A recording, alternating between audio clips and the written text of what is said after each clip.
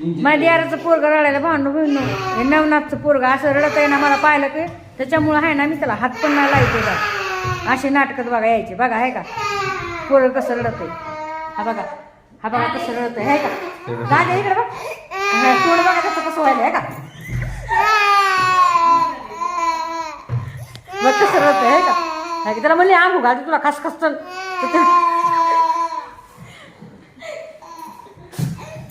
बरं आपल्याला कॅडबरी खायची आईस्क्रीम खायची ऐकलं नाही हा मस्त पैकी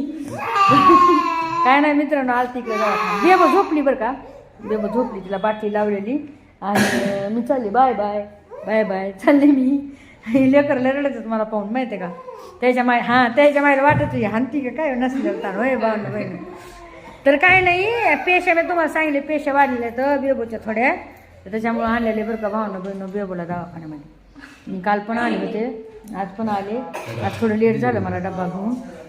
त्याच्यामुळं हा ही बाय गेली का बघ तिला झाली सुट्टी अगो बाया 3 दिवसाचा कोर्स केला का 3 दिवसाचा बरोबर पराडीची होती दाजी खायचे बघ है का तर मग म्हणलं चला तुम्हाला दाखवतो ओ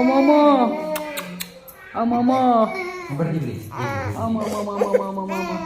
पाहिलं कसं रडत आहे ओ लय रडत आहे त्याला मी म्हणले तुला घरी गेलो तुला खास खास सांग घालतो त्याच्यामुळे रडायला तुला वाटलं नाही घालची आंघोळ नाही घालची आमच्या बाळा आंघोळच नाही घालायची अजिबात नाही घालायची आंघोळ त्याची माय पण तशीच आहे आंघोळ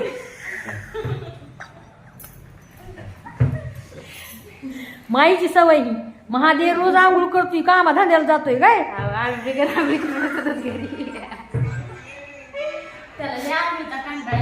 है ना ग है ना माईनं सवय नाही लावली ना तर अशा गोष्टीत भावना बहिण दवाखान्यामध्ये असलं ना माणूस बसतं एकटंच बसत आहे आम्हाला पण माहिती आहे आम्ही दवाखाने केले तर माणसाला करमत नाही कारण की आपलं तर आपलंच घर असतंय पुन्हा आपलंच गाव असतंय पुन्हा